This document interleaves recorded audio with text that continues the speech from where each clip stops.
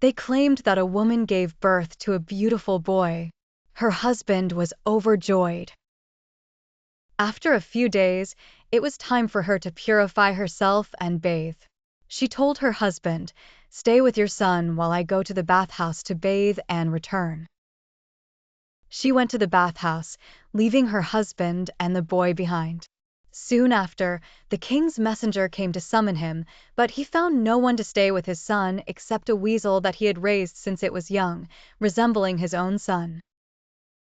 The man left the weasel with the boy, closed the door, and went with the messenger. Suddenly, a black snake emerged from the stones of the house.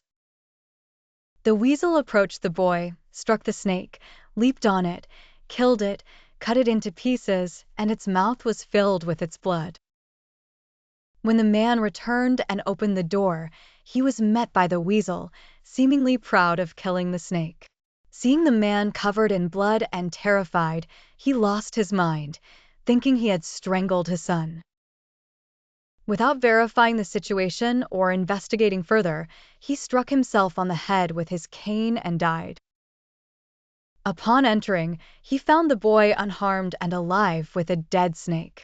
Realizing his hasty actions and the weasel's bravery, he regretted his rush and said, "I wish I had not been blessed with this child and had not committed this betrayal." His wife entered and found him in that state. She asked, "What's wrong?" He told her about the weasel's good deed and his misguided reaction.